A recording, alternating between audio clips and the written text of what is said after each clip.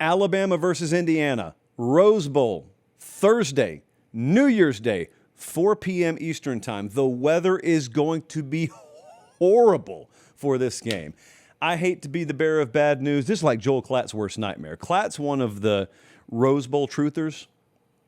I rarely see him without Rose Bowl paraphernalia on his shirt or on his hat. And Klatt's one of the guys who thinks that the national championship should be played at the Rose Bowl. I've never pushed back hard on it. I'm kind of indifferent on that. But this is a nightmare scenario for Joel Klatt because we've got the potential for flooding rains in Southern California and in Pasadena during Rose Bowl week. I don't even know when they're going to paint the field, but that's not my concern. What is my concern is that I think the best 3 wins of the season were put up by these two teams. Give me at Georgia for Alabama, give me at Oregon and against Ohio State for Indiana. You find me better wins than that. No, don't bother. You can't. So here's the question. This has always been the question for Alabama. Can a one-dimensional offense survive in the college football playoff? And that is where we begin the preview for this game. The game, to me, profiles very similarly to Alabama-Oklahoma version 1. Notice what I didn't say there. What I didn't say is Indiana reminds me of Oklahoma. No. Much better team than Oklahoma.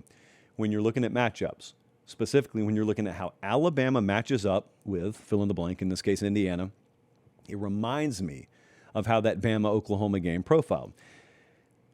Bama can't run it. Indiana doesn't allow the run to begin with. You look at it and you say, that's normally a crowbar in the bicycle spokes. Indiana's run defense, just like Oklahoma's run defense, that's normally a crowbar in the bicycle spokes. In a weird kind of way, the fact that Alabama hasn't been dependent on the run because it's non-existent to begin with, in some strange way benefits them. Because if you take the run away from Alabama, they look around and say, feels about normal. All right, let's throw the ball 1,000,000 times to win.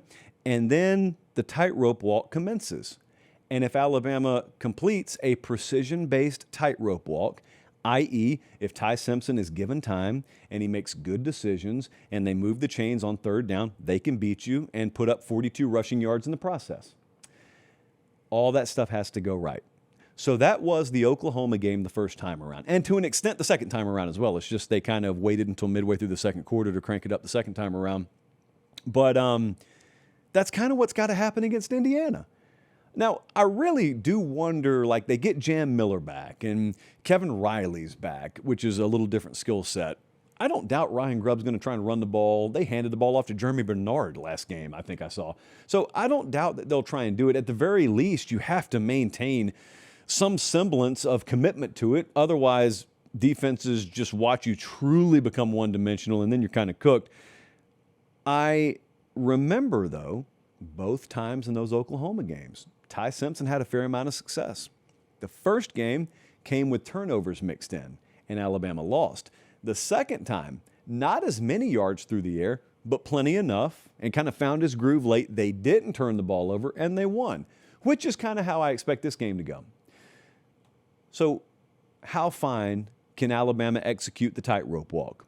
Because unlike any other team they've played this year, maybe besides Georgia in the SEC championship game, this team makes you earn every bit of it. Indiana makes you earn everything. Everything. Nothing's given to you. Nothing's handed to you. There aren't very many busts with Indiana. So then the follow-up is, how does Indiana just own the game? I mean, they're favored by 6.5. It's a really, really big number, especially when you consider there's probably a little bit of a premium baked in with Alabama, you know, that whole Dallas Cowboy effect on point spreads. So it's not, it doesn't go without noting that Indiana's a 6.5-point favorite here, even with all those dynamics baked in. So with that in mind, you got to think, man, there could be some scenarios here where Indiana just owns this game. Most people I've seen picking the game are picking Indiana.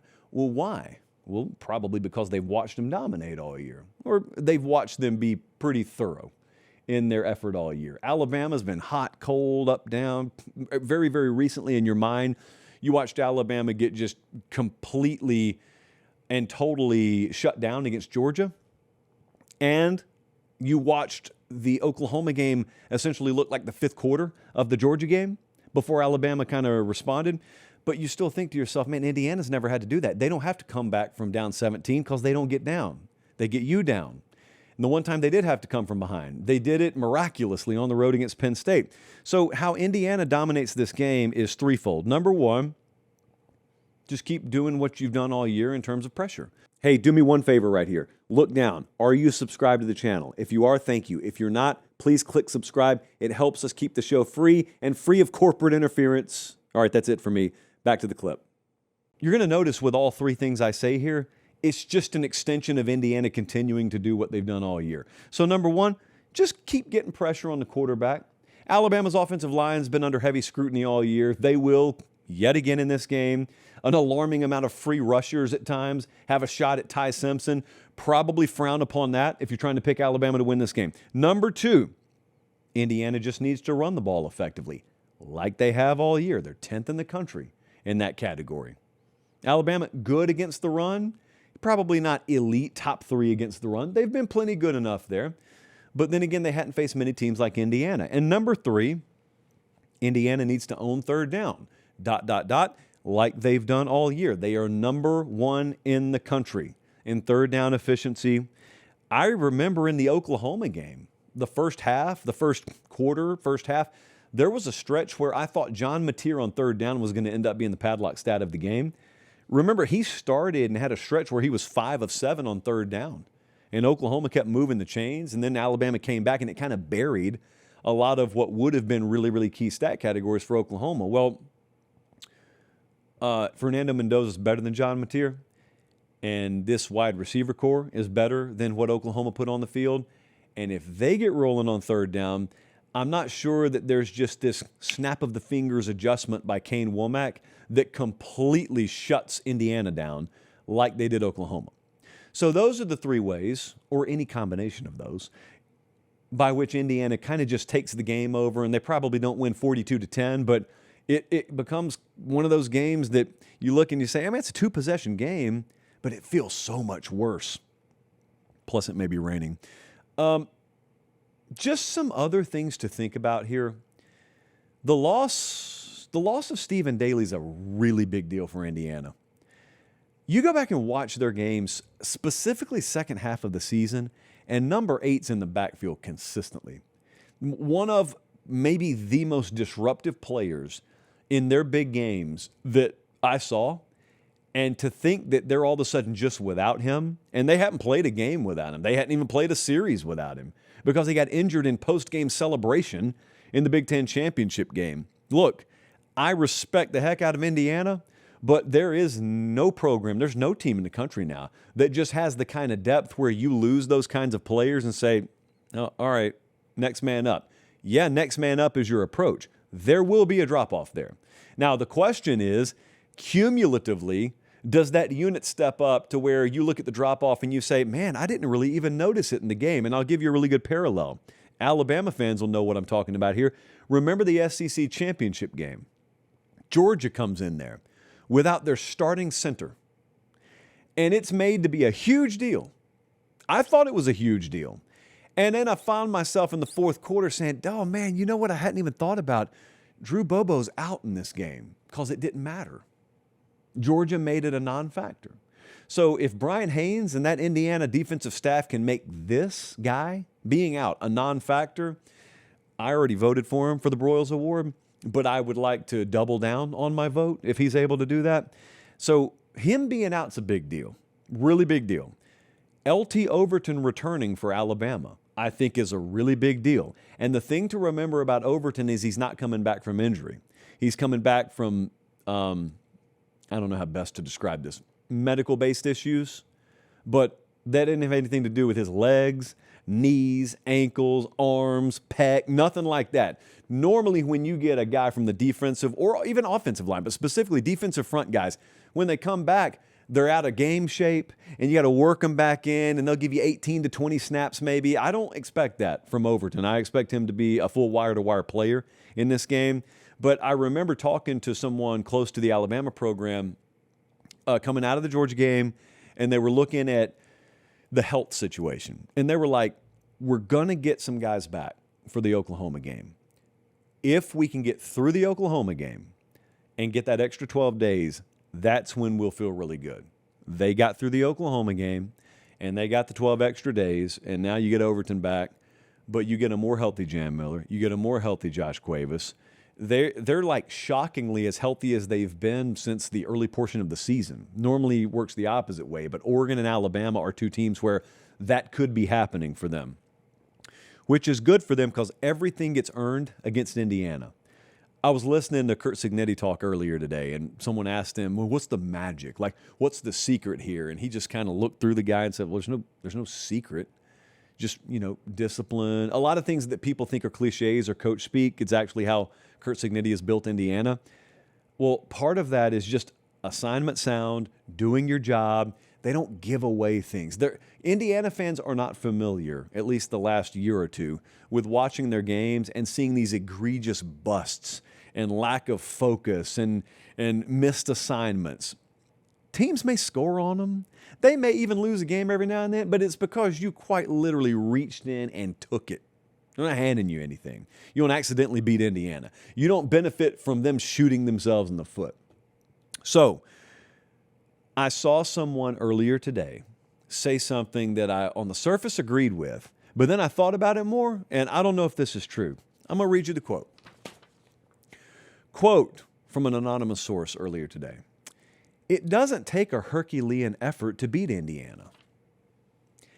You can't possibly know that because no one's beaten Indiana.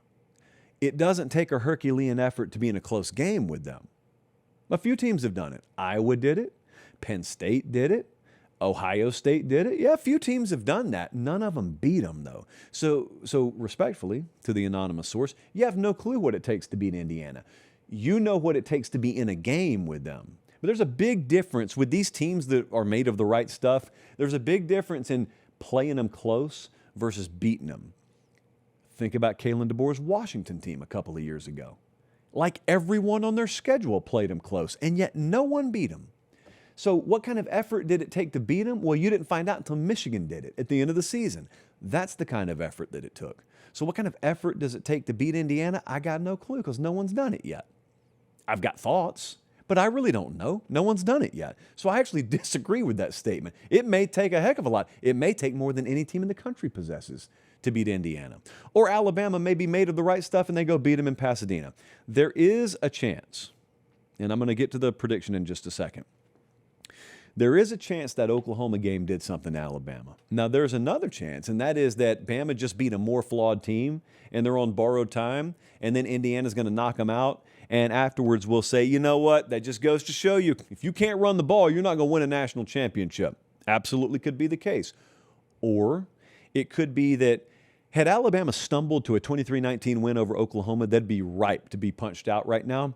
But since that game went the way it went, there is a trigger that gets switched sometimes in teams when they are forced to do what Bama had to do against Oklahoma. I think of it as kind of pulling a rubber band back and letting it go.